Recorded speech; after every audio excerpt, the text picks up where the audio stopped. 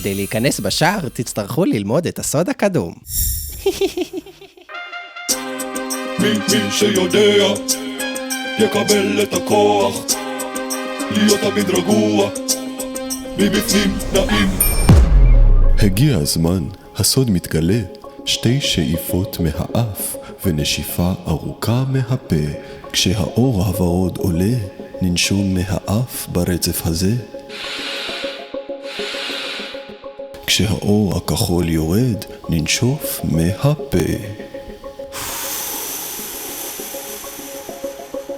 מוכנים? בואו נתחיל. שאיפה, שאיפה, נשיפה ארוכה. שאיפה, שאיפה, נשיפה.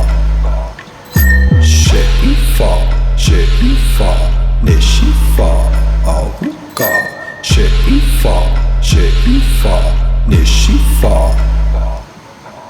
כל הכבוד, סיימתם בהצלחה את השלב הראשון. אתם בחצי הדרך לפתיחת השער הקסום. אבל בשלב הבא, חוקי הזמן משתנים. הכל קורה לאט יותר, אז גם הנשימה שלנו תתארך. מוכנים? בואו נתחיל. שאיפה, שאיפה, נשיפה ארוכה. שאיפה, שאיפה, נשיפה. שאיפה, שאיפה, נשיפה ארוכה.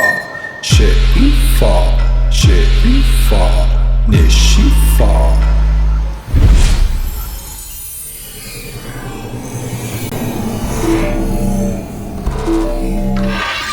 יפה! איזה אלופים אתם. למדתם את נשימת המפתח ויש לכם עכשיו כוחות על של רוגע. זו נשימה קסומה שפותחת את הדלת לשקט בפנים.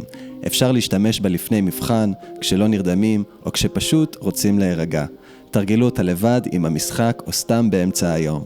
ואם אתם רוצים להיות מאסטרים אמיתיים, למדו את החברים ואת ההורים. מוכנים לשלב הבא? בחרו את האופי שלכם היום. חתול, שקט, מתבונן, נינג'ה של רוגע. או כלב, קופץ למשחק, צוחק וחבר של כולם. איזה תבחרו עכשיו?